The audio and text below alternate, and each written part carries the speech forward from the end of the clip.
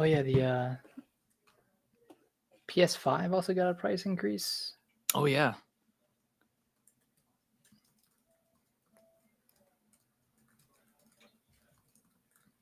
Which I was in GameStop the other day. They're still selling the Switch for it, like before they raised the prices. Like they haven't. I didn't see any like $400 OLEDs and stuff. I mean, I guess it's just recommended price. Yeah, there's just no way. Like if I was if I was a store and especially if you have a bunch, like no, I'm not increasing the prices because they're probably just sitting there at this point. Yeah, I wonder if they still have like the shipments that they bought Yeah, at the like reduced price or the old price. Maybe they don't need to yet. yeah. But like at the same time, I mean, GameStop's doing like a trade-in deal for PS5. You get an extra $50 credit if you trade in a PS4. So they're Trying to combating it in their counteract own it. way. Yeah, Yeah, it's just so dumb. yeah. I don't. Yeah, it's a little frustrating. Okay, I'm tweeting us out.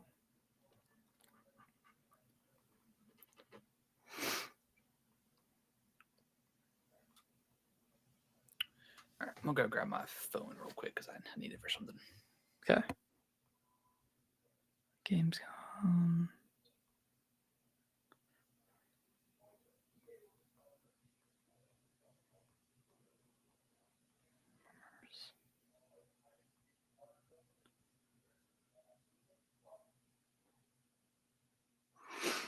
All right.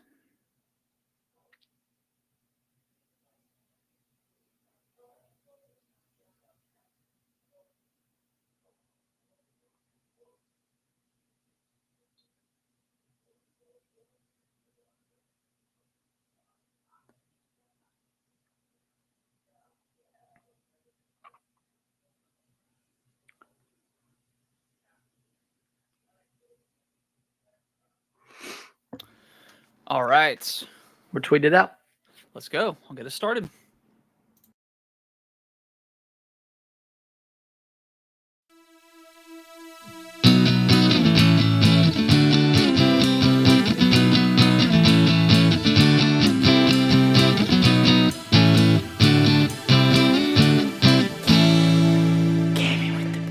What's going on, everybody? Welcome back to another episode of Gaming with the Bros Cast, episode 276. My name is Harrison. I'm joined by my brother Nick, as always. Nick, how are you doing, buddy? Couldn't be any better, bro. Hey, Couldn't be any better. we are in the end game here. This is the last game that we ever need. Yeah. Actually, this in Prime 4, the last games that we ever need, and then the prophecy will be fulfilled. Yeah, it's kind of well. Would you throw GTA 6 into that mix? Maybe not so, because that was obviously we knew that was happening and it got announced 2 years ago officially at this point. 2 years ago. I maybe throw Half-Life 3, even though I'm not like into that franchise. Maybe throw that in as a vaporware game. Yeah. GTA 6 we knew it was happening, but just GTA 5 was doing so well that obviously they're going to take their time. Yeah, exactly. Same thing for Silksong, I guess. It was doing apparently, so well, yeah. We'll talk about that here in a little bit. But yeah, we're obviously talking about Silksong. We'll talk about it here shortly. But you and I are both extremely excited, just like most of the internet right now. So but we'll dive into all the news. We'll talk about some Gamecom stuff, the Kirby Air Riders Direct, and more. Nick, how was your week? You went on a little vacation to the beach. Yeah, I went to the beach for a week. First week we had our parents and my wife's parents with us, and her brother and sister. That was really fun. And then the back half of the week, our friends came and hung out, and that was a really great time. So it was good to see everybody. The weather was great. Hurricane skirted right past us. So I was talking to Dad. I was like, "You nervous at all about this thing?" And he's like, "Nope." I'm like, "Okay." No, the waves were pretty rough, and there were a lot of riptide rescues on Carolina Beach. I think there were like 80 in one day. Jeez. Which is crazy. I mean, I feel like you see the waves, and there's a hurricane, Do and you you just think don't go out maybe there. But was it like people trying to surf or skimboard or something? Or do you no, think people are just not using their common sense? I don't think surfing, because like if you get ripped out, you have like a vessel to hold on to. Yeah. So like you're not really, well, you're not as at risk as you would be otherwise. I think it was just people like, you know, thinking they're not going out that far, and then, a wave like crashes, comes in, and kind of sucks them out to sea. Because like Yeah. even when we were at the shore, like just right at the water, we could feel how How powerful it was strong. pulling you in. So like Yeah. I could imagine like, that happening to a kid or even a, grown adult. They just step out a little bit too Yeah. far, a wave hits, and then boom, they're out in the water. As I've gotten older, I'm not as keen on the ocean as I Me once neither. was. I just Yeah, and you don't even have a kid yet. You're getting ready to have one soon, so that mindset is definitely going to shift, yeah. I for mean, sure. But yeah, it's I'm not I like with this scary when world. we went to the vacation a few weeks ago when I went with our parents. We did the ocean a few times, but it was like the waves weren't super bad. But Yeah, even then, I'm like just you're in constant like fight or flight because you're just like a shark or whatever is coming up. shark, jellyfish, Yeah, stingray, whatever it is. fire coral. Don't get me started on the fire Don't coral. get me started. But it was great. Beach was great.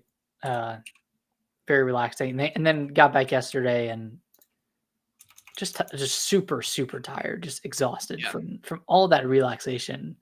Uh, Hey, really tires you but out. it's true though. It's true. It is true. No, it was just being out in the sun every day, because we were on Yeah. the beach every single day that we were Yep. there. And, taking the umbrellas out, taking them in, carrying stuff around every day, drinking a couple of brewskis every day. Of course. It gets to you. So I'm still kind of tired and still trying to Yeah. get back Well, into it. that's why when we went to the beach, we were technically Sunday to Sunday, but I told mom and dad I was like, we're gonna come back on Saturday just because I want that extra day to just kind of relax. And Yeah, that's a good idea. again, we're complaining about we're too tired from being on Oh, vacation, she's but tired.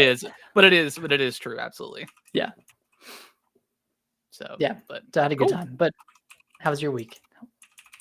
It was good. Didn't really do much. Just played a shit ton of Cyberpunk. I'll talk about that here in a second. But Nice. yeah, just kind of really getting back into the Switch again. Not that I wasn't, and DK definitely got me back, but I've just been kind of playing some other stuff on there, which is fun.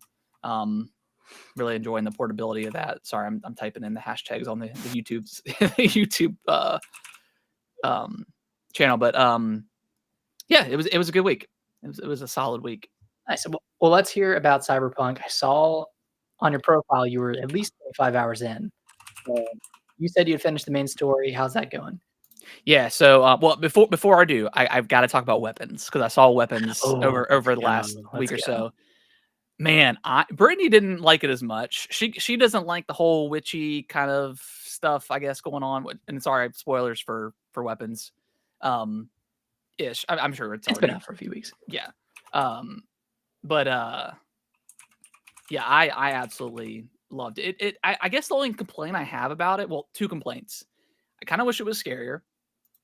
It really Okay, wasn't. It that's wasn't fair. super scary. I mean, it definitely had like its suspenseful moments, um, like that scene where she's in the car and she falls asleep, and then Yes, is it the yes. mom that comes out with the scissors? Uh,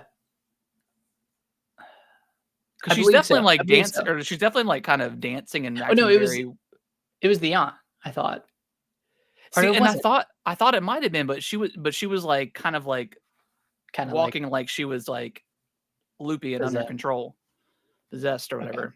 I don't know. I'm definitely gonna watch it again when it comes out on when it streams. But Yeah. and then my only other complaint about the story is, and maybe this is just a small town cop investigation thing. You think if 17 kids went missing, you think the FBI would maybe get involved a little bit, you know? Yeah. I think what's the kid's name? The one with that they're at the house? Oh, I can't remember. Yeah. They should have investigated that house a little bit more than just, the one time they went over there. Yeah, I mean, you're kinda right. It should have gone to the FBI. I can't remember if they said anything about it, in, like, the monologue at the beginning about, like, FBI not getting involved for any specific reason, but Yeah, I can't remember. And then, like, the parents, like, "Oh, the dad just suffered a stroke, and he can't really talk much," and this seemingly random aunt comes out of nowhere and all of a s sudden yeah, speak on spoilers, I said spoilers, I said okay, spoilers. okay, you said Yeah. spoilers. But, yeah, I I thought it was amazing. I loved it, I loved it. Yeah, I thought this was and it was incredible. funny. Like, it had a lot of really good laughs, and it was very cathartic at the end. Yes, that Um, is, like, the most satisfying. I would say, like, every death in the movie was kinda satisfying, like, they all somewhat maybe the cop not so much.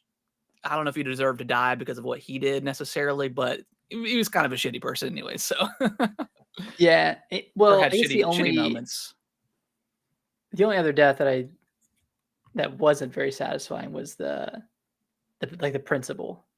Oh, yeah, yeah, Like, they yeah, just got that screwed. one yeah, that was brutal to watch. Yeah, That was but that hot dog platter, man, yeah, that was just such a crazy meal. well, 7 apparently hot dogs. that's so I think the director's friend, they did, like, some comedy sketch show, and I think he passed away, and I think the hot dog scene was a reference to one of their skits that they did, where Okay. "How many hot dogs do you consume a day?" And he's like, 7 or something, like, and then that's what Okay, that makes a showed lot more we sense. yeah, but yeah, whenever that tray I was like, "Good lord, man, like, this is so much food." So much gluttony going on right now. Yeah.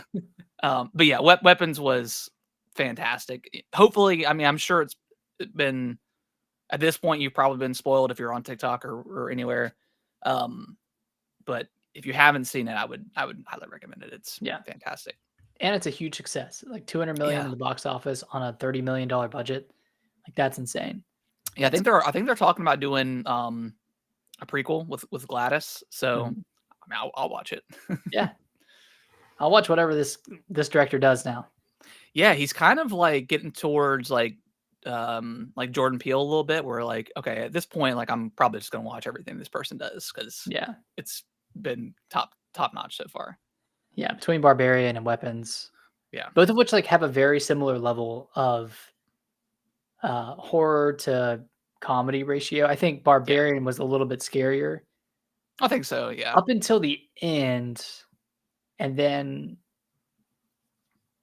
the scariness kinda tapered off, whereas Yeah. with Weapons, like, it's kinda sprinkled throughout, and then it, uh, I guess also tapers off at the very Yeah. end, but Yeah, I like the way they incorporated, like, the storytelling with kind of doing everybody's perspective up into yeah, the big kind of, like, climax moment. I thought that was really, really interesting. Yeah, just top tier movie, man. It was so good. and the junkie guy was so funny, like, Yeah. "I'm not gonna get pricked if I put my hand in your pocket." No, Yeah. no. And, Goes like, in. maybe it was a valid crash out because I would be pretty pissed as well. I'd be pretty pissed. Yeah. A needle pointed upwards in a pocket, just waiting to prick someone, that's crazy work. Yeah, that is super crazy work. Yeah. But yeah, Weapons is great. But yeah, Cyberpunk. So, I played this initially. I mean, I talked about it before, but played it back on the Xbox whenever it first came out, first night it came out. I didn't really experience too many bugs that a lot of people did. Maybe it was a little bit deeper on into the game where that stuff started happening. I just Yeah, couldn't get into it. I just wasn't. I don't know what else I had going on in my life, or if there was something else that I was playing that I wanted to spend more time with. But for whatever reason, I just could not get into the Valhalla, maybe? gameplay, to the story, to yeah. I think Valhalla. I think I was playing Valhalla, which I God, like 90 hours into that game, just ridiculous amount of Mhm. time. But I enjoyed it. And then obviously I picked it up for launch for Switch 2 because I'm trying to support physical games being on the on the cartridge. Doing your Uh, part. Put a few hours into it, was enjoying it, but then I was playing other stuff. DK came out, and I was like, Yeah, all right, let me dive back into Cyberpunk, and I probably put in I don't know 20 hours in the last like week or two. Finished up the main story. I accidentally started the Phantom Liberty expansion. Oh, I forgot you could start it early. Yeah. I just happened to, because I mean, and then I went back and looked, and it definitely says like when you're doing the quest, it says Phantom Liberty. But I was just kind of going through my quest log and like, oh, this one looks interesting, and then all of a sudden I'm on the roof, this airplane comes crashing down, and then the text for Phantom Liberty pops up. I'm like, what the hell? What happened? When am I? Well, yeah, when am I? And then because that beginning of Phantom Liberty is pretty beefy. It's like 2 hours of gameplay before it kind of lets you loose again. Yeah. So So I was like, you did all that. yeah, I did all that until You're I like, can get to oh the my point God. where I could where I could leave. And I was like, all right. I was like, let me go back to like the main story and finish up some of that stuff. So I've done a Mhm. lot of the side quests, a lot of like the quests with some of the characters that you meet. Yeah, this game's great, man. I really enjoyed it. Really And it good. really, I wasn't loving the combat. It's kind of like similar to Fallout and other first person shooter games like this. Yeah. Where I'm that first person combat where it's not quite as twitchy as like Call of Duty or something. Doesn't feel super right. But once I got the katana and unlocked like the mantis blades, man, the Yeah. combat kind of just took over for me. Like I enjoyed it so much. Nice. How is the performance? Are you playing mainly docked? Um, I've been doing a little bit of both. I've been Okay. playing on. I've been playing. Most of it has been docked. I will say, I was looking at like the performance. They have a performance mode and a quality mode, like most games nowadays. I guess my TV doesn't support whatever tech they need for me to run in performance mode for whatever reason. So it wouldn't let me switch. Like a So I had variable refresh? Yeah, so I had to play in quality mode. But that being said, like I never, yeah, I think it was variable refresh is what you have to have on your TV for it to do it. Weird. So I guess I didn't have it. I've never had that issue with any PlayStation 5 or Xbox game, so I'm not really sure what I was doing wrong if I was. That being said, ran pretty damn good. Like solid 30, I would say. I think 40 is the highest it can get up to. Yeah. Um, in performance mode, but I would say, I mean, there were definitely spots where it did dip, but not enough for me to care or complain. You know, I really don't have any complaints about the performance at all. Even in Nice. handheld mode, it definitely doesn't look as sharp in handheld, but that's kind of what to expect with Switch games. But Yeah. yeah, even in handheld, like handheld mode, it runs pretty damn good. So yeah, Nice. very impressed by Cyberpunk. Love the story. I didn't love the ending that I chose. That one was kind of a little bit of a bummer, but it's one of those games where it spits you back out right outside that last mission, and you get like some cool cosmetics and powers and stuff like that. I guess full spoilers, but which ending did you go with? So I went with the one where you suppress Johnny Silverhand, and I guess you're siding with Arasaka, like you're trusting Hanako, Yeah. and you end up, I guess you don't have to yeah, you just get into the Arasaka Tower, and then you fight Adam Smasher, which is a really cool fight. And then you have like this revelation with Johnny, and you say goodbye, and he's not very happy. He didn't like the way he didn't like the way that I chose the ending. And then you go to then you end up in the moon base, and you have to do these series of tests, and then I guess after that happens, I had V like kind of destroy the room, and she was just done with the test. And then you have an option to transfer your consciousness to a new body, or deny it and go back to Earth, and you have like 6 months to live. I chose the go back to Earth. I think I did that one too. And then you learn that I can't remember his name, but the father that gets killed, he takes over his son Yorinobu's body. Like it's crazy. Okay, I definitely did that one, and then I went back and did the one with what's her face out in the desert area. Pan Am. With who? Pan Am. That's the girl that has like the I think it's like the El Corados or something like that. The gang that's outside of Night City. Yeah. Okay. And that one had a cool ending. Yeah. And see, I didn't do that one Pan Am, because Pan Am. Johnny Silverhand was like, you can choose, you could take somebody with you to storm the castle essentially, but they might be at risk of dying. And I was like, well, I don't want to do that. I'll take the lone wolf route and see what happens. And I guess that was not the best ending. Right. Yeah, I remember doing that one. I was like, I didn't love that ending, and I was pretty far with like my Pan Am quest line, so I knew that I could do another ending with her if I like. Yeah, and I think I had exhausted that quest line. Like I did everything, got the tank that you get with her, all that stuff. I don't know if there's anything else after that. But no, it's after. Yeah, if you complete like the Queen of the Highway side job, then you can call. Oh, you can call Pan Am when you're like at the rooftop. Yeah, and I had that option to do so. So okay. Yeah. That one I liked. That one had a pretty good resolution, in my opinion. But yeah, Cyberpunk's great, runs great. I definitely think if you are like myself, where maybe you played it initially on Xbox and couldn't get into it, or you just played it initially on wherever and it ran like shit, because it absolutely did. I think it's definitely worth to pick up and play through. It's fantastic. Nice. Glad I went back to it, because it's one of those games where I didn't want it to be the Witcher situation where I still haven't finished that stupid game. Maybe you finish the Bloody Baron, and then you say, "Well, that's as good as this is gonna get," and then you drop off.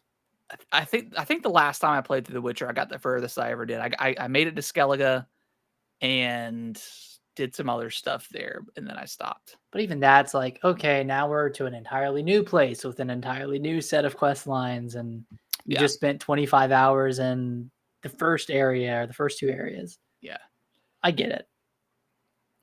It's good though. Yeah. But yeah, Cyberpunk's fantastic. I guess my only other gripe too, I kind of wish you could just fast travel wherever you wanted to. There's like a million of those like fast travel points. Like, why not just let us? Like, I understand like you having to fast travel to those points, but maybe just let us fast travel from, you just go in the map and then you just click on where you want to go. Like, why do I need to be at one? But small gripe. I get that. Yeah. Small gripe. Anything else you've been playing? Not really. I did play about 20 minutes of the Rogue Prince of Persia. It's on Game Pass. Oh, nice. I didn't know that was on Game Pass. Yeah, that just came out a couple of days ago. Really cool. I think I'm gonna wait for it to come out on Switch too, because I think it's supposed to come out on Switch too in a couple months, I believe, before the end of the year. So I'm probably gonna wait to play it on there, because that's just kind of the perfect game. But I really liked what I played. Like, they actually had. I don't think this has ever been in a 2D. I don't know if it's ever been in a 2D like platformer in general, but there's like, you can wall run and stuff. So it's very interesting how they incorporate that into this type of game. Cool. Yeah, because it's completely 2D, but the combat's pretty good. I don't know if it's on par with the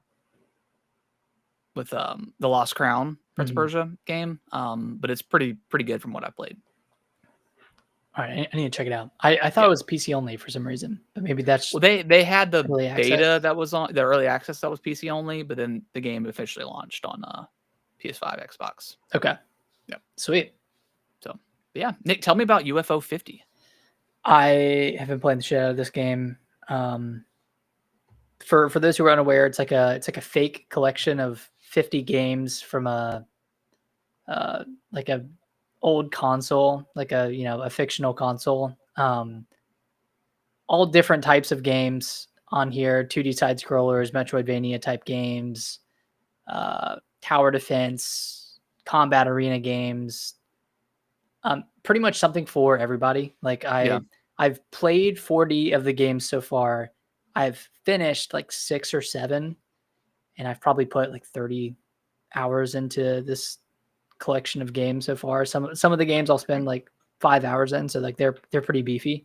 I'm stuck on this one stupid game called Overburn right now. It's kind of like not Binding of Isaac, but it's a combat, like a 2D top-down combat arena that has 8 rounds of combat, and in between each round, you can like up your ante and add more enemies to the round, and you can get money to spend on upgrades.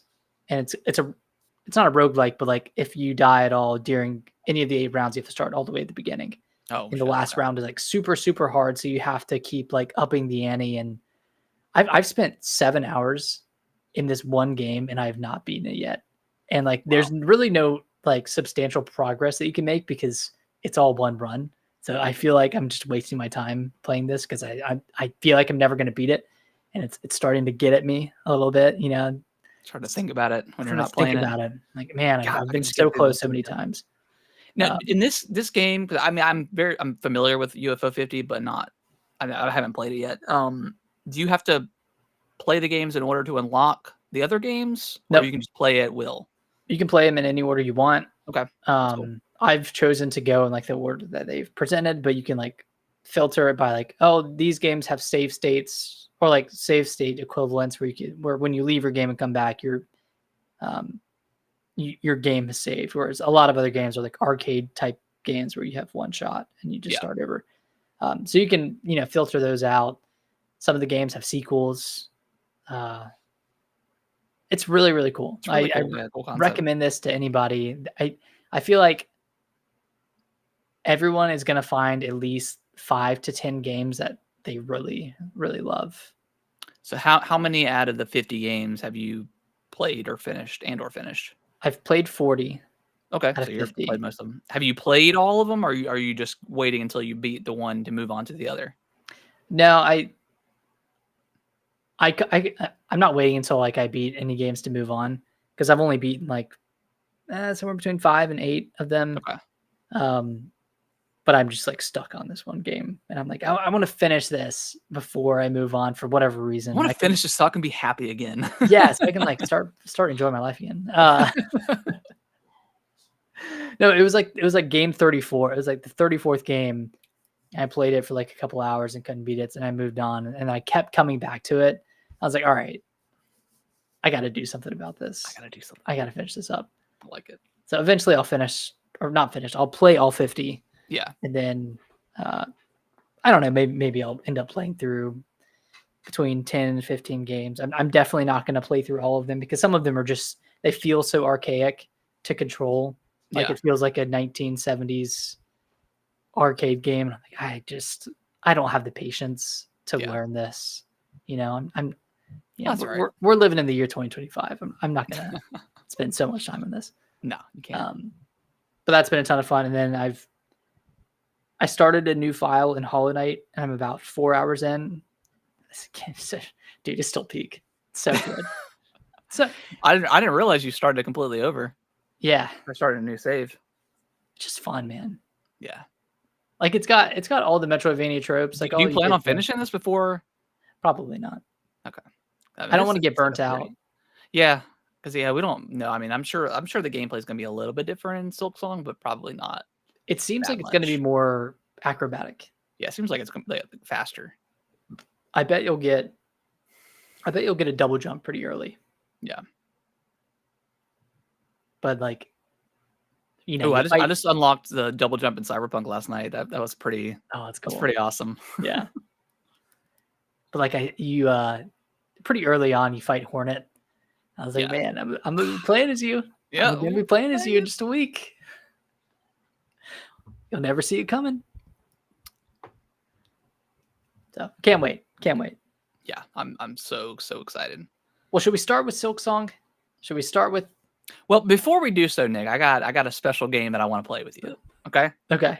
All right. So in honor of us getting another look at the first look, right, of Resident Evil Requiem from Gamescom, I'm gonna give you the games, but I want you to do a blind ranking of what you think the scariest stalker enemy is gonna be. So a blind ranking. So I'll tell you. Okay. Yeah. So 1 through 5. Yep. And then I'm gonna tell you it.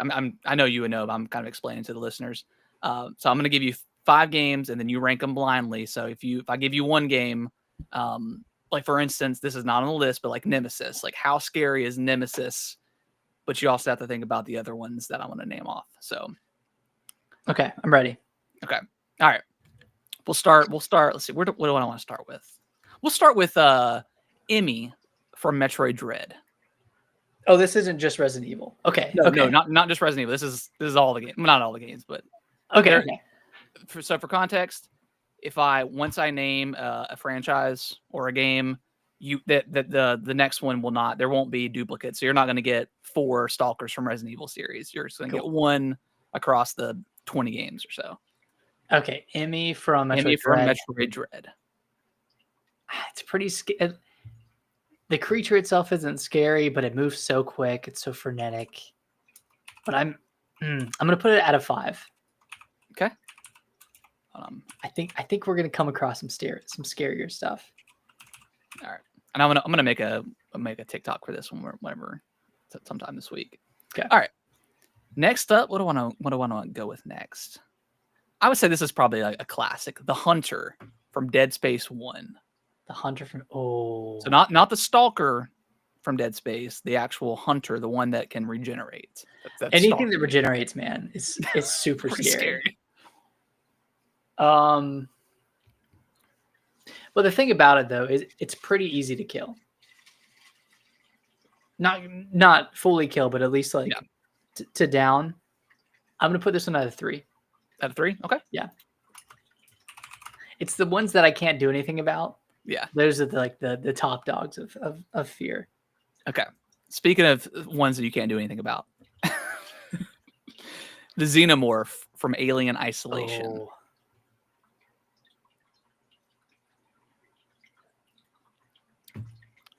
We've got 2 more after this. 2 more after this one. So think carefully. I remember being very, very frightened playing Alien Isolation.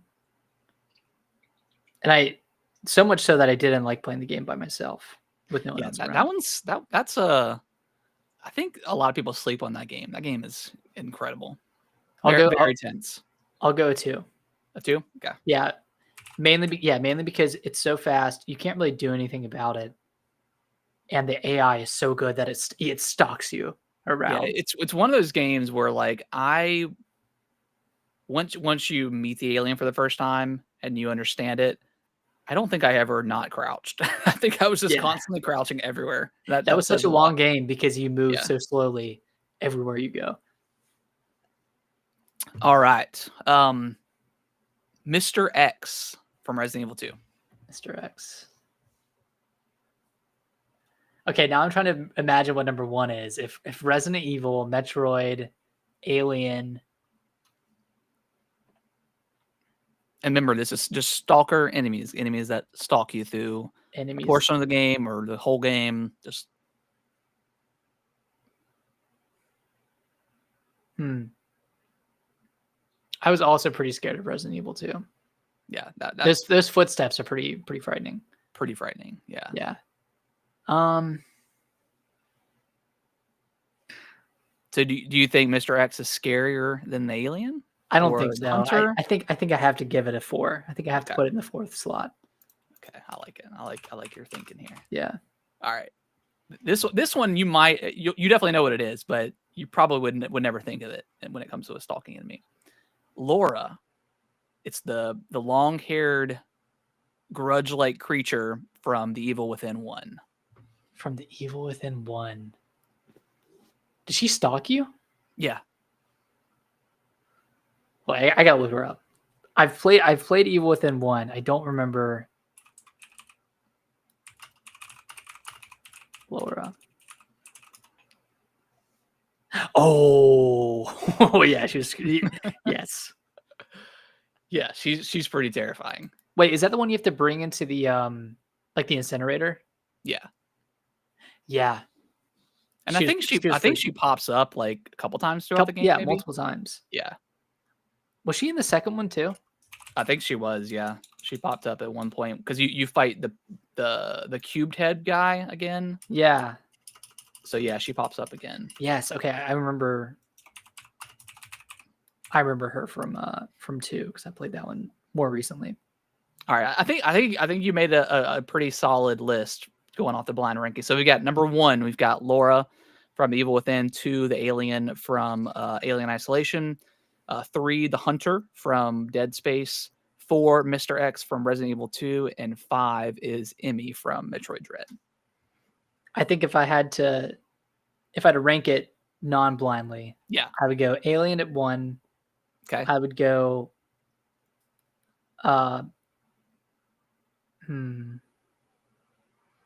maybe Mr. X at 2, Laura at 3, the Hunter at 4, Emmy at 5.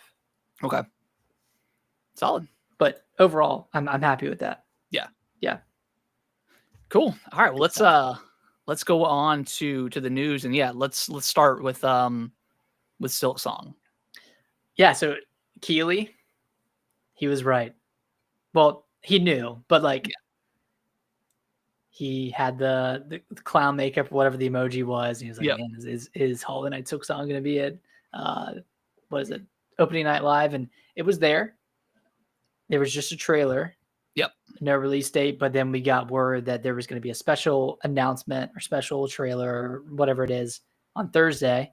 Yep. And then the question is, okay, it's obviously a release date, but is it going to be releasing? Yeah. Is it going to shadow drop? Is it going to shadow drop? Yeah.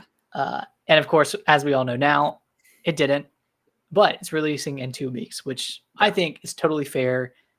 I think there's probably some like marketing deal stuff that needed to be fulfilled. Like you can't just shadow drop the game, like especially all the Game Pass stuff. Maybe that prevented it. Yeah, and that's not as much as they probably don't care. I think dropping it like a shadow, like that one, like if not the biggest game of the year, to shadow drop it during Gamescom, would be kind of shitty. Yeah, everyone's traveling. Not shitty, but like it sucks because everyone's traveling, like you said, and everyone's trying to show off their games at the same time, like trying to get people to demo their games, trying to hype them up, and it's hard to do that when everyone's like whispering just about go back to the hotel and play some Silksong. Right. Yeah, I think our coverage is good for today. We got to get out of here. I'm done. So I think it makes sense. 2 weeks from now, I mean, really just a week and a half now is not a long wait at all comparatively. It's, we've been waiting for a long time now.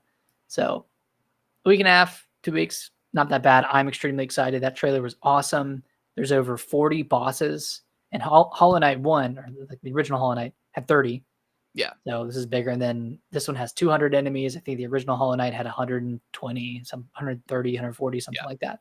So this seems like a bigger game. I think it has more benches, like more save points by a pretty large margin. So, I mean, that just means the map is going to be a lot bigger. And I think that makes sense given the kind of the larger movements you can make with Hornet in this game, like the acrobatics, aerial movement.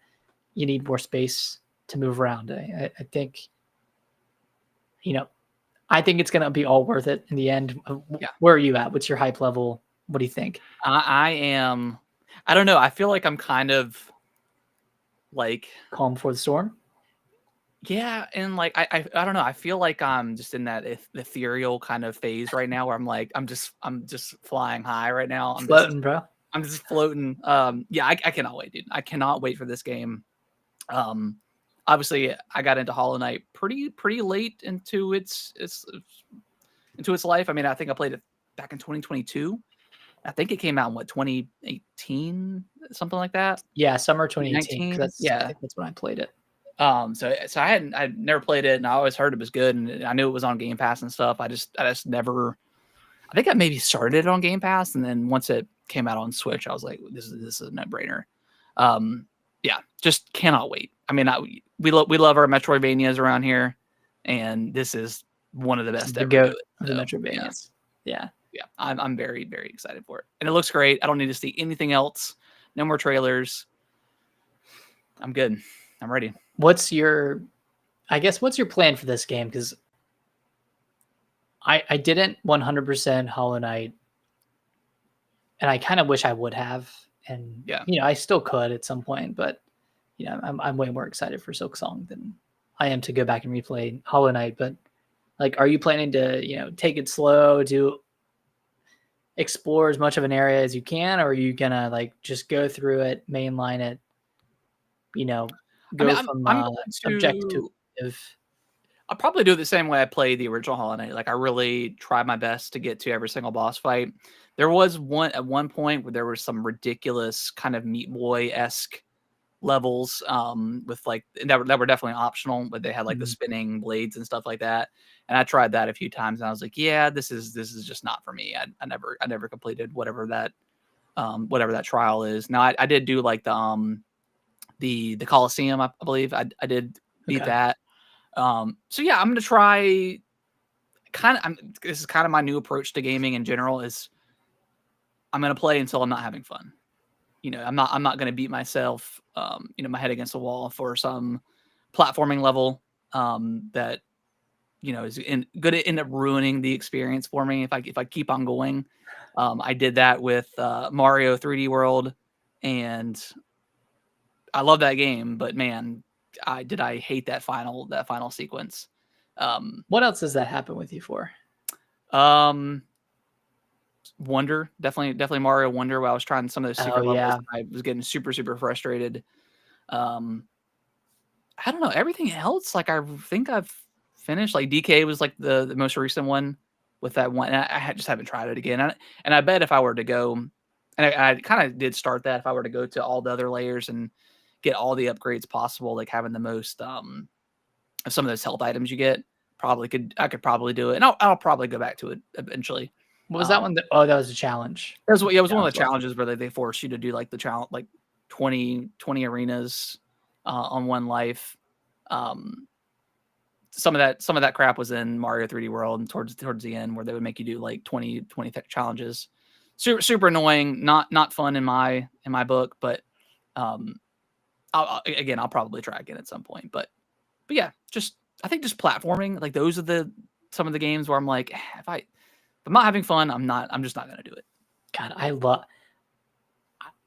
I can just sit there for an hour and try a platforming challenge, and for whatever reason, I don't get super frustrated. Really? Okay. Yeah, when it comes to like combat related stuff, I think I get more frustrated. But like especially when you die, you just restart at the same like the beginning of the room or whatever it Yeah. is. I don't know. Something about it. I just really that's why I love Celeste so much. Like that's why Yeah. I loved like 100%ing that game just because it's got that flow to it. Like even if you Yeah. fall, like even if you fail, you restart immediately. I mean, it's like Super Meat Boy as well, where you can try a room See, 20 I times never in a minute. 100%ed Meat Boy, but I mean, I did do a lot of that stuff. I did do a lot of that. I mean, I finished that game, but Yeah, I don't think I I 100%. definitely didn't finish the Dark World in that game. Yeah, Because it got to the point where I was like, yeah, I'm just like I think I'm more willing to, and maybe that's just the Dark Souls kind of mentality is like I'm more willing to um fight against one enemy for a long time mhm, versus getting to the enemy or doing some platform like any sort yeah. of runs in Dark Souls where I'm like, yeah, this is just so shitty and not Like fun. every Dark Souls 2 run. Yeah, like I may just not do that, and then ultimately not get to the boss. But yeah, I'm more willing to fight an enemy more than once than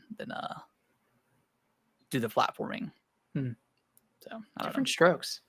Yeah, different strokes. It's all good. But yeah, Silksong, can't wait. I'm contemplating like, do I want to fake a sickness on Thursday and call out? But I'll probably just be playing anyways because I'll just be playing at my desk handheld, so it's whatever. Yeah, it's fine. I think it's gonna release at like 10 a.m. Oh, So super so solid. earlier than like the normal like 12 p.m. It's indie release dates, release maybe times. this means nothing, but it's interesting that this game is on Game Pass, and it's not releasing like on a Tuesday or a Friday, and they're going with Nintendo's release schedule for Thursday. Kind of interesting. It probably doesn't mean anything, or I mean, how could it? But it's interesting they chose that date instead of September 2nd or the Yeah, 5th. I mean, I don't see why they wouldn't have done September 2nd because indies on Nintendo platforms release, every day of the week. Yeah, So it's not like it's Nintendo's game, but just interesting when I looked up, I was like, yeah, what that's date is kind of that weird. on? It's like that's a Thursday. Okay, so I wonder who has precedent. between Nintendo and Xbox. I mean, maybe Xbox because they have the marketing, like they have the Game Pass stuff, but Yeah. it was coming to Switch only Well, first, right? I wonder if this game will have cross save. I don't know. Because I need to try it, but Cyberpunk has cross save on the Switch. So Yeah, I'm assuming that goes over to the Xbox. I would imagine. I've never it does. actually done a cross save ever. I've just kind I of did it played what for I've played. I did it for Witcher from Switch Oh, to okay. Xbox. Oh, interesting. Okay. Okay. Yeah, so it works. I'm assuming Maybe it'll I'll work do the same that. way If with they ever do Cyberpunk. like a Switch, if they ever do a Witcher 3 Switch 2 edition, I might jump back in on that. I would love that because I need to go play Heart of Stone, or not Heart of Stone, Blood and Wine. Blood and Wine. Yeah. But I want to play a handheld, but the Switch version is so freaking crusty that Yeah, I it's don't want to touch it. It's rough. But yeah. All right, let's move on from Silksong. Let's get away from Gamescom for a second. Let's go over to Kirby or Air Riders. We got the 45-minute direct from Sakurai. Man, do I don't listen to a lot of Sakurai stuff. Like I haven't watched his YouTube channel. Yeah, I can listen to that dude talk all day. Like I know. he's just got such a way of presenting that I really, really appreciate. It's almost like he's reading the back of the box. Yeah. in a fun way. I don't mean that negatively, but he just went over like every part of this game. Like it has started with the racing portion. Sounds like there's a lot of like variability between the characters. Yeah. The like the Seems mounts what that you're people racing wanted on maybe from more out of Mario Kart than, and he made that joke. He's like, why wouldn't you just play Mario Kart? Yeah. Yeah, I love the presentation. Like I loved how like every character reveal was like a Smash reveal. Like I thought that was really cool. Yeah, I mean visually it looks great. That being said, I'm not super excited. I'm just not a big racer guy. And well, that's what the city trial is for. Yeah. And I don't know. I know the original had like the weird kind of like JPEG images that you pick up for like power-ups, but that still looks a little bit weird to me.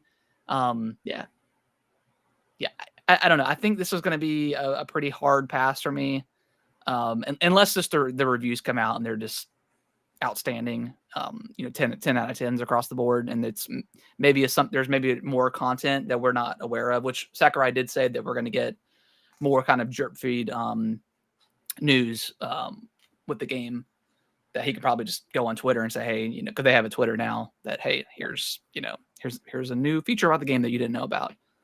So hopefully there's more stuff to do. I think we'll see a story mode.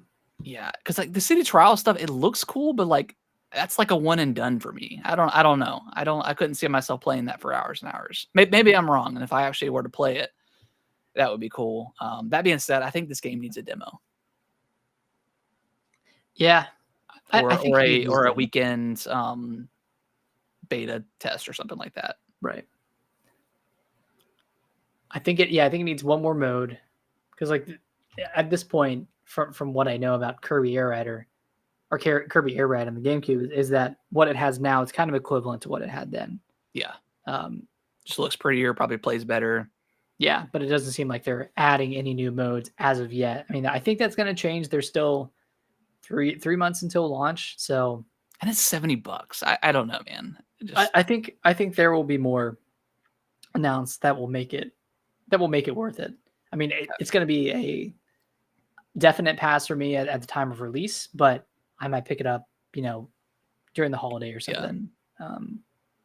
If it reviews well. Like this is one of those games where like I would want to look at reviews. I'd want to see how the gameplay works. I mean, even though Sakurai spent 45 minutes explaining that, I want to, see it kind of pan out in a different way, and then see if there are any new modes and how especially how the progression looks.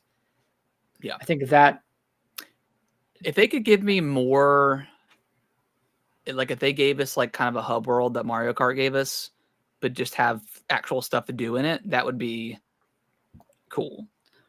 And it might. I mean, the city they showed, can't remember what the name of it was, but the city they showed looked pretty compelling. It looks relatively small, so I don't know if there would be like enough to create, a lot of things to do in this city. But maybe it has like warp portals, or where you find a secret warp portal and you go to a challenge level or something. Yeah. Kind of akin to what was in like Donkey Kong Bonanza. Where you find those, that'd be cool. That would be way more appealing to me than any of the multiplayer stuff for sure. And this is online, right? Like it's an online game. Okay.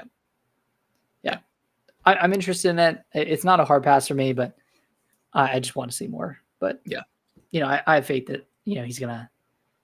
Yeah, I mean, I'm sure it'll be good. It'll play good. Like, I have no doubt in that. But just some. Yeah, I think I just need to see more, if there is more, which I assume there will be.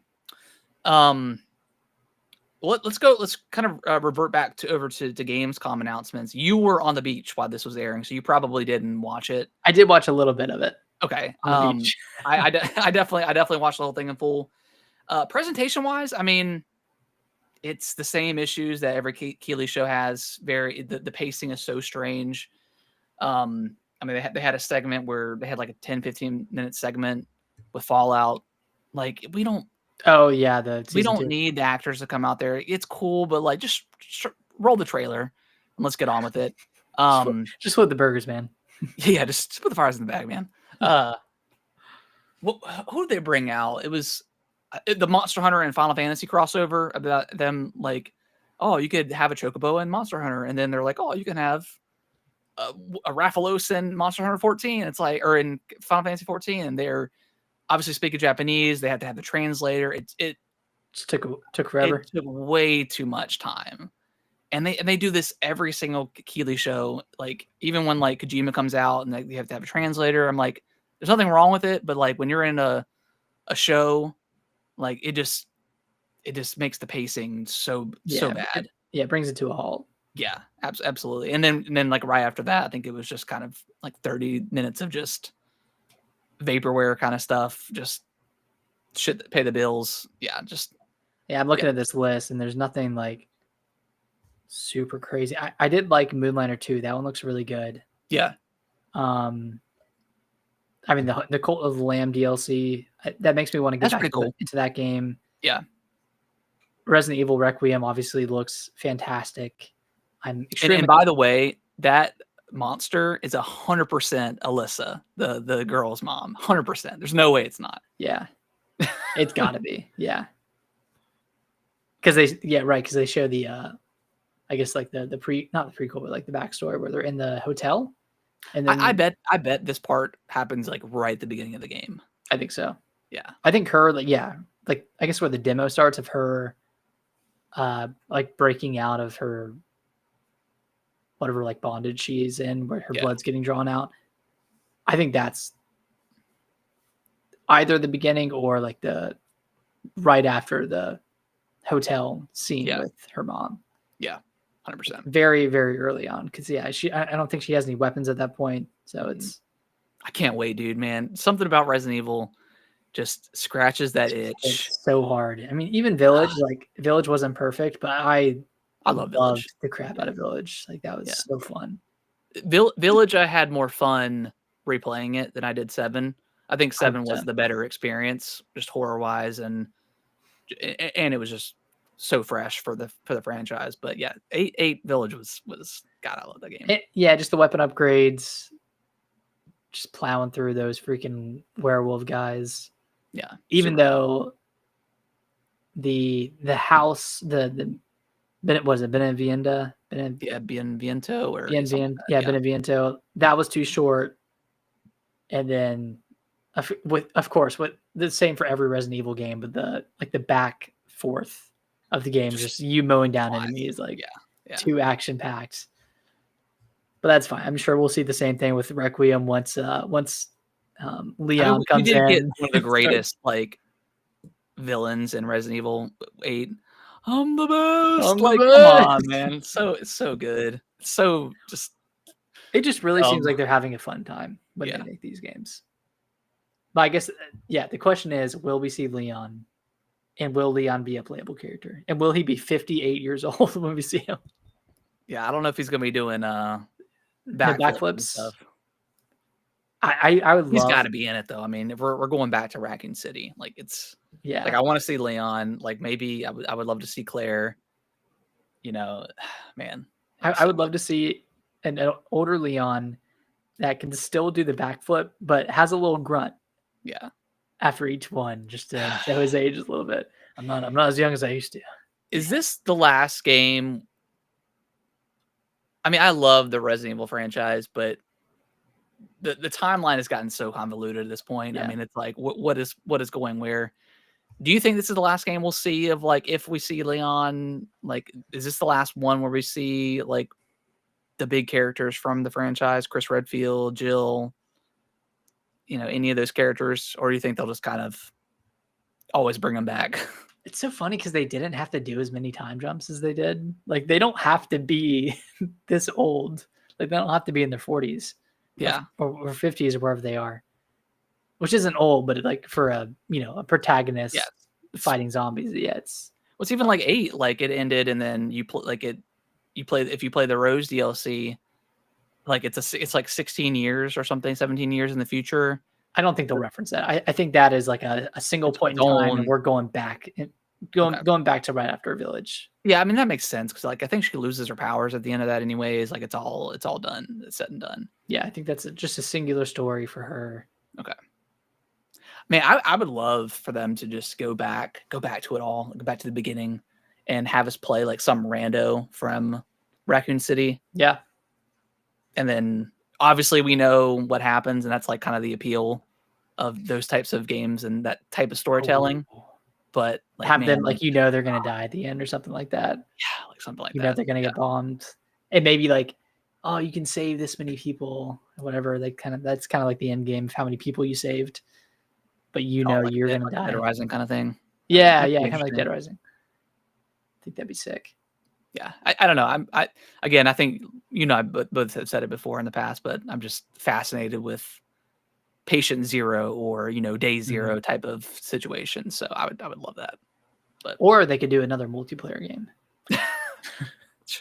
No, they could have it be 50 years in the future and have a crossover with Dragon Drive. Jeez, and just have Leon and Claire. Leon in a wheelchair. The crossover you never saw coming and didn't. Neither did they. Oh gosh. What else we got? What else do we see at Gamescom? We got to look at like Call of Duty, which I just don't give a fuck. Why did they do this? Why did they have such a banger with Black Ops 6 and then immediately follow it up with something that just looks like ass? Just looks like generic, like old school, not old school Call, like generic like teens Call of Duty. Yeah. Like Infinite Warfare. It looks exactly like Infinite Warfare. Nothing appealing to it whatsoever. I don't know. I think they're losing out to Battlefield 6 this year. We'll see. We'll see how Battlefield does. I mean, I know that first beta had a lot of people, and that second one I think dropped off a little bit. Yeah, we'll see. If I'm gonna play a military shooter this year, I think Battlefield is what I would rather play. But I'm not paying $70 for it either. So I guess I'm not gonna play it. Yeah. Although I think I think it's since we're part of Game Pass and like we're part of EA's play thing, I think we get like 10-hour trials of their games. So maybe that'll be all I need. Yeah, exactly. it's just the amount of time I need. Yeah, to beat the campaign and then play a couple of multiplayer levels and that'll be it. Good. Pour some out for Chronos. That one was shown again, but it's releasing next week. September 5th. That's such an unfortunate release date for them. I'm gonna pick it up. I'm still gonna pick it up next week. You think you'll pick it up even if it reviews somewhere in the 70s? If it reviews in the 70s, probably not. Maybe not immediately. But I'm also very curious about the Switch port. Like I hope the Switch 2 port is really good. Apparently it runs really well. Okay. Well, that's good to hear because I would definitely prefer to pick it up there. Oh yeah, that'd be great to have a Dead Space like horror game on the Switch too. That'd be awesome. That'd be awesome.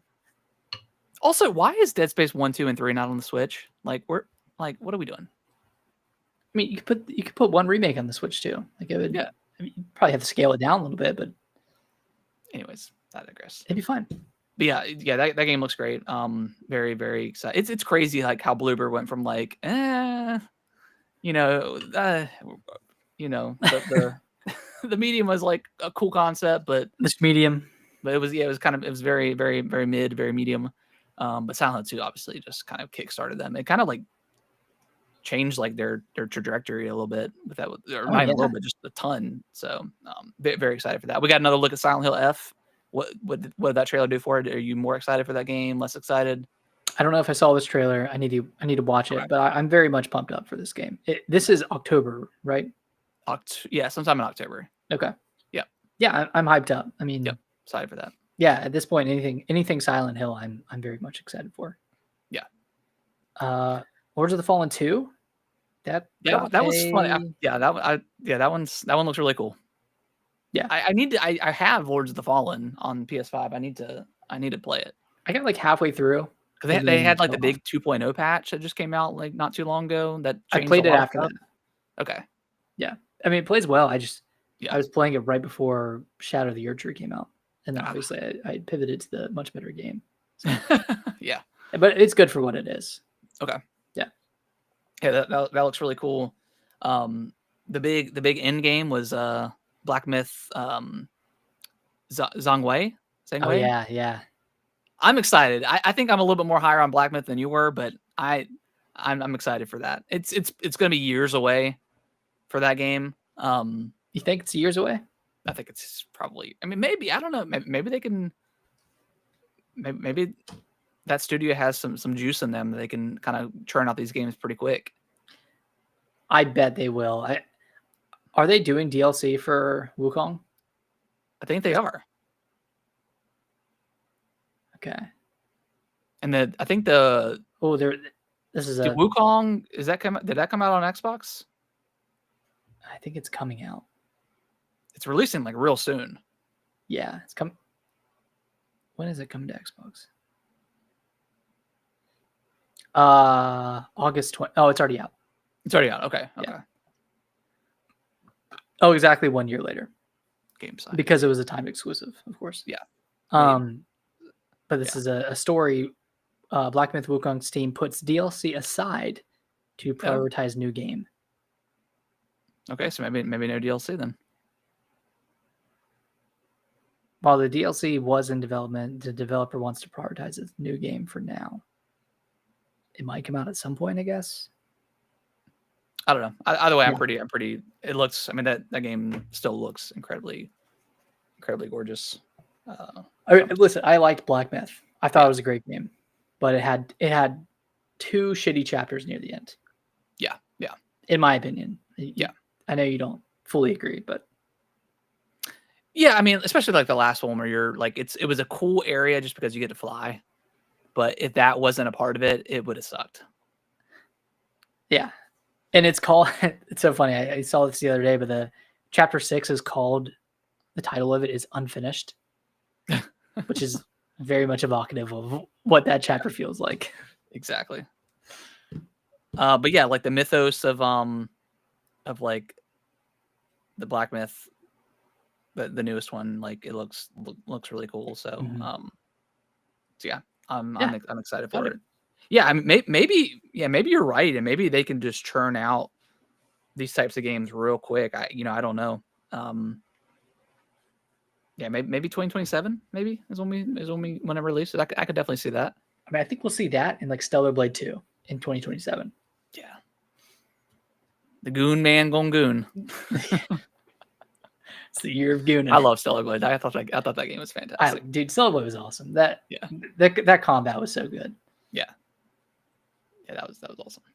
Yeah, Gamescom opening night live. Yeah, not a ton that was excited for. But you know what? Can't be too mad about it. You know? No. I'm not. Yeah, I'm not gonna sit here and like rate the experience. But yeah, that's what I kind of expect from Keighley shows at this point. Just some good stuff in there mixed with a lot of bloat. Right. And the pacing is going to be terrible. Gotta pay those bills, man. Gotta get those ad slots. Yeah. Crimson Desert still looks like a game that shouldn't exist. That got delayed, right? It got delayed until January. Yeah. I don't know about that one. That one just looks too good to be true. Now I bet that gets delayed again. I don't know. But who knows? They said they're doing it for like polish reasons, so yeah. I don't know. We'll see. let's see what else we got. So this comes from new week, new direct rumors. So this comes from Switch Force, which he correctly predicted the Indie showcase. So he's back again. Yeah. Okay. Sorry. Go ahead. No, he's just the one that said that it was going to be like a 3-tiered strategy for them. Yeah, direct or the whatever partner direct, and then the Indie World Showcase, and then a general direct sometime in the future. So we'll see. I'm still, and he said it's rumored to come out September 12th. I think it's going to be a mainline. It's a Friday. Yeah, it's a Friday, which is weird. Also, excuse me, isn't Mario's 40th on the 13th? It is. So is he thinking like maybe direct Thursday, which would be crazy to put it out on 9/11? I mean, it's Japan, obviously, different, but still, it's like they've had directs on 9/11. Have right? They? I mean, they delayed the direct for the Queen's passing, for God's sake. Okay, but 9/11 didn't happen. Well, right, hasn't happened in 20-something years. So yeah. I mean, they've delayed directs for earthquakes, tsunamis, and the Queen's passing, which is like a crazy lineup. Yeah. I mean, so we're thinking maybe a general direct the 11th, and then a Mario direct the 12th. I think they would have a Mario direct the week before, early September, prep up for a release later on in the month.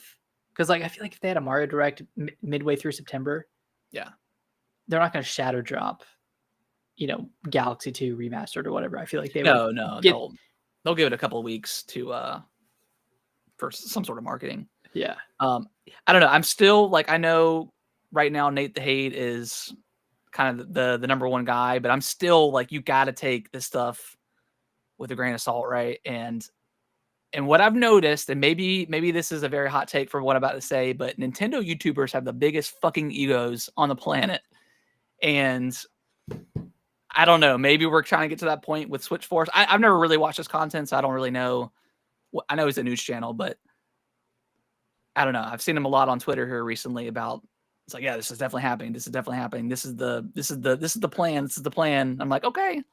All right, they're Jesus Christ reincarnate. I have a vision. Maybe it's not a hot take. Maybe it's a very cold take. But out of the PlayStation people and the Xbox people, they just kind of bicker in each other's presence whenever they're talking about stuff. But yeah, Nintendo YouTubers just fucking, it's insane.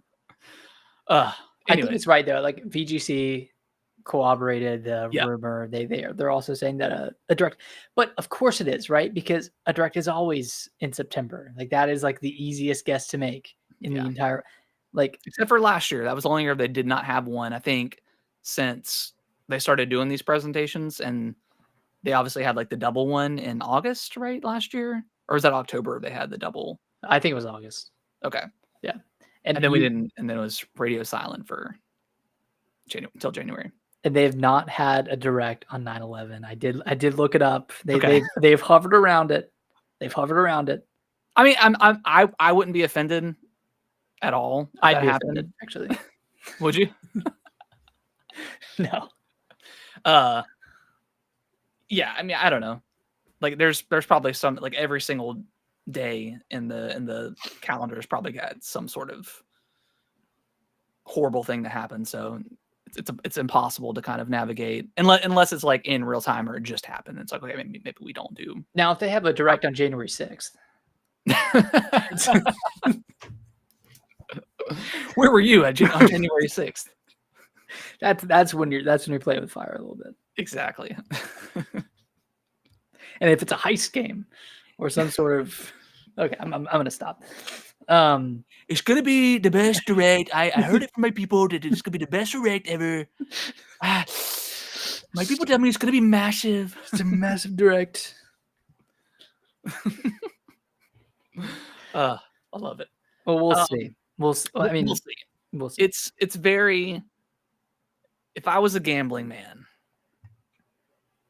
and I partake sometimes, I would say that there's probably going to be a direct in September. I would even say there's going to be 2. Yeah. And I'd bet I'd bet my life on that. Bet everything. Bet everything on it. No, I mean, it makes sense. Yeah, Mario's 40th. I mean, are they going to do something crazy for it? Probably not. Will they? Maybe they'll re-release the All Stars 3D trilogy or Mario 3D All Stars and add in Galaxy 2, make a Switch 2 version. Yeah. Have Sunshine run at 60 finally.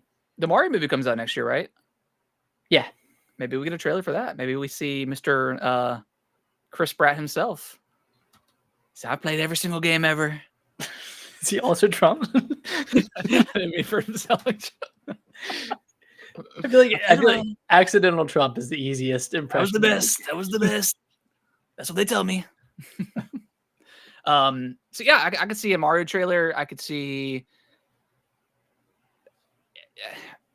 Is it just a rumor about the Galaxy 2 thing, or is that just pure speculation that it's needs to happen because it should happen? I think it was like some kind of rumor, and then it's mostly speculation, and also just like, what else would it be?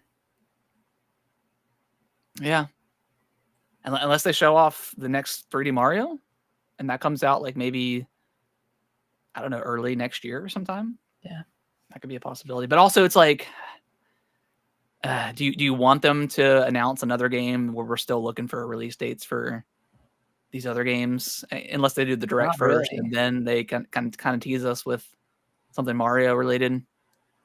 Yeah, I almost want them to do a general direct, like the first week of September. Yeah, get release dates for Metro, like really just for Metro Prime 4. Yeah, that's all I want at this point. That's all I care about. Like, is this game real? Yeah, is it gonna suck? Maybe. Who knows? And then get whatever Mario stuff we're gonna get. Maybe we get like a 2D collection, which sure. Yeah, I'm not as high on the 2D stuff. I never really had like a fond. I mean, I really didn't play him. I mean, I had a couple like on the Game Boy. Yeah. But, that was I was never big into the 2D Mario stuff. Just don't love the way it feels. Yeah, it's like fast and floaty. It doesn't feel like as precise as maybe something. I don't know. Maybe that's probably wrong. But and then last up on our news here is we knew it was coming, but we just didn't know when. And they chose to do it the week of Gamescom. But PS5 is getting a $50 price increase. So that's all the models. The Pro is $750 now, $749, $550 for the disc version, and $500 for the discless. Is that right? $450 for the discless. I thought it was already $450. Was it? I thought it was. No, they had that. They had a price. They had that price increase whenever they did the slim edition. They just made it $450. Wait. No, it's $450. Is it still $450? Okay. Yeah. Because they had like a quiet increase. Okay. Still sucks. I mean, it's still $500 on Best Buy. Oh, sorry, the disc version, the slim disc version, it's still $500 on it on Best Buy. We were talking that, I think we were talking about it before the show started, but like I was at a GameStop recently, and all their pricing for their Switch stuff was still the normal MSRP. Maybe these companies aren't going to be selling it at these prices. They just refuse to. Yeah. Oh, you're right. You're right. The digital edition is $500. Oh, okay. So where'd you see that at? Crazy on Sony's website. Okay. Yeah, maybe I don't know. Maybe these retailers are going to hold off as long as possible, until they don't have any stock, and then and maybe, God, I guess you have to buy them because you got to have stock of this stuff. But geez, it's crazy. That's nuts. Did we ever talk about the Switch One price increase? We did, right? I think we did.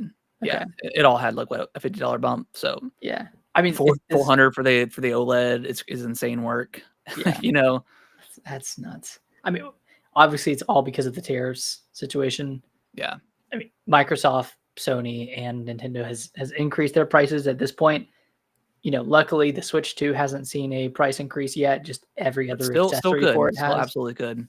I got a Yeah, feeling that maybe after Christmas, after the holidays, it may you get think priced. after and not like leading up to it? No, I don't think so. I think. I mean, they could. I don't know. It's just. I don't know. As someone who's been in around the gaming industry my entire life, this is just unprecedented with these increases. 5 years into a console life cycle, A PS5 should insane. be 8 years into Switch. That is just take the L, Nintendo. seriously, Jeez yeah, Louise. just Like you've made so sell it much at a money on the loss. Switch. Like the Switch 1 should be discounting to like $200 right now. OLED should be at Like 250. what we were in such a time where you could buy the DS, the Nintendo 2DS for like $70, and that was the MSRP for a Yeah. long time. Like, man. The Wii was 100. The PS2, I think they gave those away for a little Yeah, bit. those were like $80, $100 for Yeah. like for like this ultra slim editions, slim edition. 360 got down to like $99 at one point. Like, man, we I were don't living in the best of times, and we didn't even realize it. Did the PS3 ever get that low? Maybe it got to 300. Yeah, 200, maybe 200 was the lowest they went. They didn't go super, super low. Yeah. But that one started so high anyways. Yeah, it was 600 at launch. It's insane. Dang. Adjusted for inflation, that's probably like $1,200. I don't want to hear that. I hate that argument so much. Yeah. It's like, yeah, if you adjust for inflation, but also if I look back at what the price was for a video game 10 years ago, I want it to be at that price still, right? Like I don't want it to increase. Yeah. So just because everything else is increasing doesn't mean I want this thing to increase as well. Like it's kind of like it's kind of a fallacy argument. You can't really make the inflation argument all the time. Not all the time. And especially like in gaming too, because like back in the day, I mean, yeah, some games did cost $80 because there were just no really standard. And really now, I mean, there's definitely a standard, but you can kind of choose whatever you want to be. Right. And I've got a feeling like I think some of these companies have probably noticed the trends of like their $70 games and that price point, and maybe it's not going the way that they want it to. And I think we're going to start seeing a lot of, again, we talked about it before, but variable pricing. I mean, stuff like Expedition 33, $50, $40. You know, I'm sure you can find it on sale. Like, it's crazy. Yeah. Even like some of Nintendo's games, like on various websites, you can find DK for like $60 now, $63. Yeah. So it's like, man, it's real shitty that we're having to pay all this money. Yeah, I mean, I guess it's good because this is a product of people just speaking with their wallets and choosing not to buy, $70 games, $80 games. I don't think. Well, Xbox doesn't have any $80 games. Sony doesn't yet. Nintendo has like their stupid Switch 2 edition games, like the Kirby's and the Mario parties that have no justification being $80, even if the base game is 60 and this is a $20 DLC. It's like you don't add it like that. Like you don't treat it like that for a game that because nobody has ever did that before. Like you look at every other company that's had a game launch on one platform and then a year or two later it launches with the Game of the Year edition back in the day, or the complete edition, or the definitive edition where it has the DLC included and it's $60.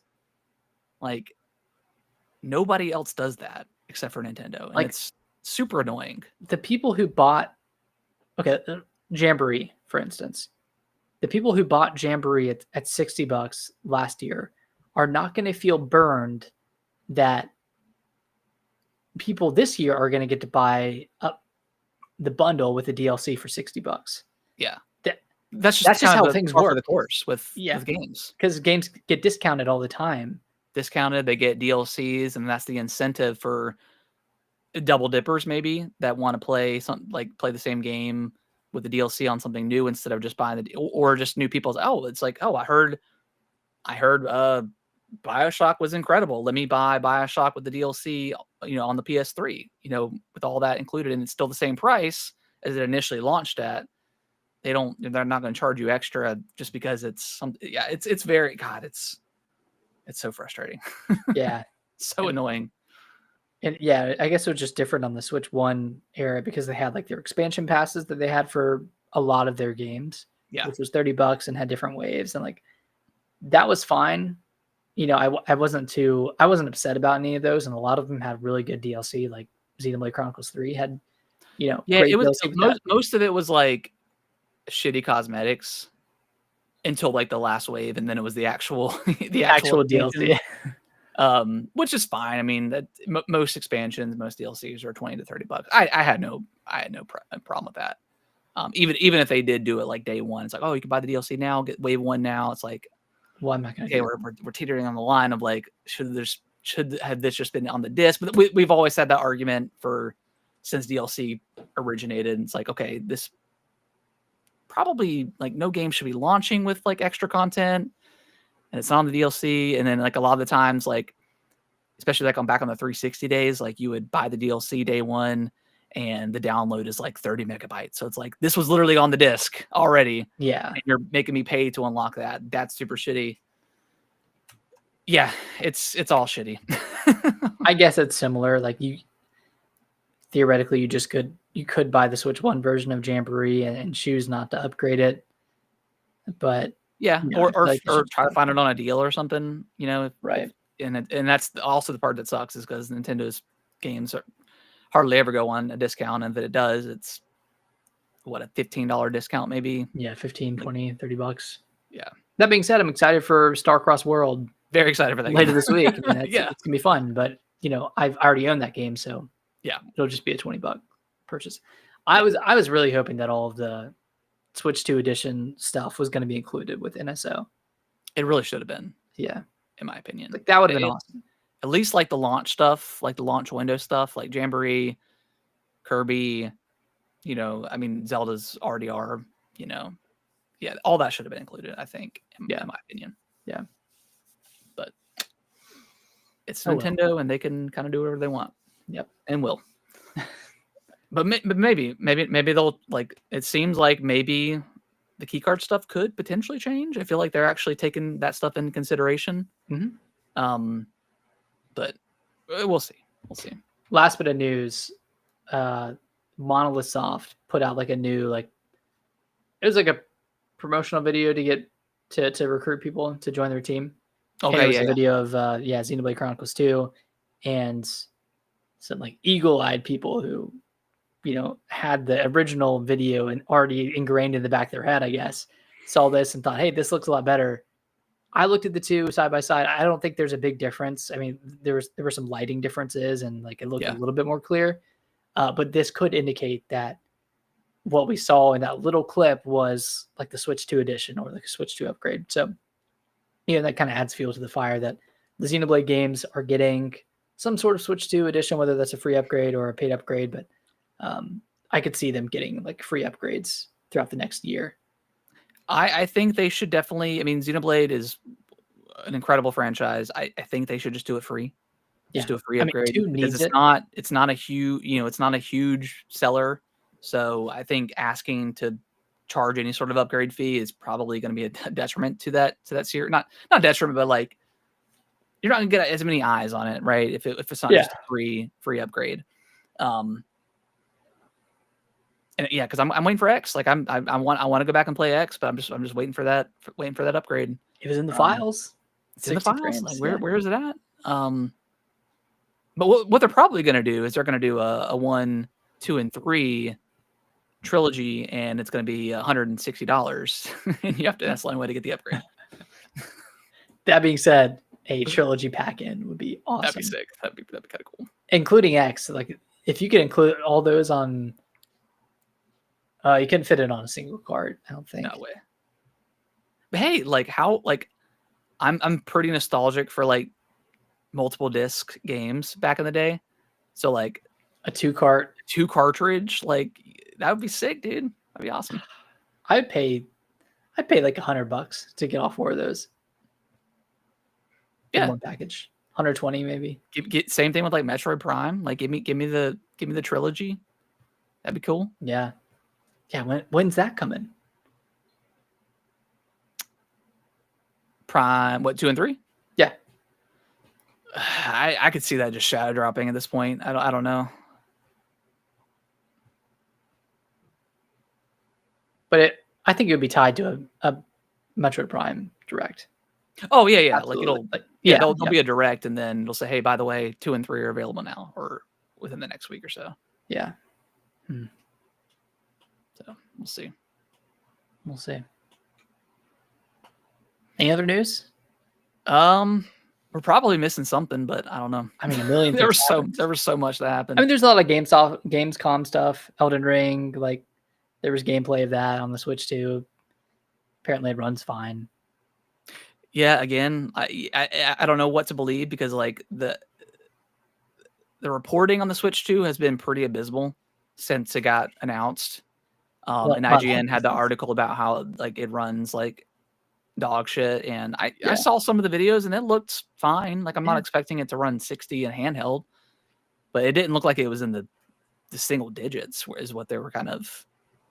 I mean, it didn't even look like it was in the teens. Like it looked solid, perfectly playable. Like, but we didn't play it, so we don't know for sure. But yeah, it seems a little bit funky. But also, like, Bandai games and FromSoft, they do have some. They just don't optimize well. Yeah, they do have some optimizing issues, even on Series X and PS5. Like Elden Ring definitely had its issues for sure, and it kind of got fixed over time. But yeah, I don't know. Yeah, we'll see. We'll see. All right. Well, I think that's going to wrap up the show. We appreciate everyone watching, listening to the show, all that good stuff. If you can review us on your favorite podcasting platform of choice, that would be greatly, greatly appreciated. And we'll be back next week. I mean, it's a big week. We've got Kirby, we've got Shinobi, we've got Gears of War. What's it called? I can't remember what it's called. Reloaded. That comes out tomorrow. Metal Gear Solid Delta is out this week, which I want to play, but I'm going to hold off probably until the price drop. Is it $70? It's 70. I want to play something on PS5, but we got Yote coming out pretty soon, so maybe I'll just wait for that game to come out. Yeah. But because my PS5 has been pretty dusty here recently. Like some dust. I think the last game I played was it Metaphor? Metaphor. Back in January. You need to dust it off and play some Astrobot. I did. I did play. Oh, you did play this? Okay. Yeah, I've not finished them, but I played through like the one challenge world that had the 5 levels, and then now I'm on the other piece of DLC with like 8 levels. Okay, cool. Very good so far. Very good levels. It's solid. It's solid. Is that it? That's out this week? I'm sure there's other like. I mean, Helldivers 2 is on Xbox. Helldivers 2, that's right. That comes out. Is that tomorrow with Gears? Yeah. Okay. Shaking hands. I wonder how that ODST stuff is. It's probably pretty fun. Yeah. I'm about to dust off some Helldivers. I literally bought that game and played it twice, I think. That kind of convinced you to get a PS5. Well, that and what, Spider-Man? Yeah, and it was on hella sale. Like I think I got Spider-Man and the PS5, the disc version, for like $450. So like I was like, it's like if I'm gonna dive in now, I got to do it, because this is too good of a deal to pass up on. You made a good investment. Yeah. Now you can sell it. Now I can sell it for another $200 and make profit. Yeah. But so I know we texted about it earlier. Shinobi for sure. I think I'm gonna pick up this week. And I'll definitely play Gears tomorrow at some point. Yeah. And then Kirby. And then the Kirby. Yeah. Yep. I think that's it. Yeah. Do we know how long Shinobi is? I'm not sure. It's definitely level based. It's not like an open. Okay. It's not like a Metroidvania. Yeah, there's definitely like, it has elements I think of Metroidvania in there, but it's all level based, so it's not like an open map or anything like that. Okay, it's between 10 to 14 hours. Oh, okay, that's perfect. Perfect. That's definitely doable before, because once Hollow Knight comes out, I mean it's over. everything else is getting pushed aside. I don't know. I'll definitely pick up Kirby for sure and play through that. And then Shinobi, I want to get. I'm not sure. I'm not. Is that going to 100% be a weekend decision? Probably will be. Yeah. It's like how Or long is that Friday. Kirby? Yeah. You know, could be a few hours. We'll see. Yeah, that's the thing. Is like we don't know we don't too really much know a about ton it. about this. Even with that 5-minute trailer there, it's like I bet we'll every get world. an overview trailer maybe tomorrow. Oh, we already got one. Did we? Maybe I didn't watch it. The one that No, I like did. No, I revealed did the watch it. 3 new mouthful abilities. Yeah, mouthful modes. Yeah. Yeah. Okay. All right. But I guess we don't know how many levels have like the star-crossed sections to them. Like, is it If I could every get like level? 5 hours out of it, I think I'd be good. 5 or 6 hours for like the Yeah. main story, assuming there is one. I don't really know. I don't know. I don't know. We'll see. Hopefully it's solid. Yeah. But, all right, guys. We'll be back next week talking about all that good stuff. And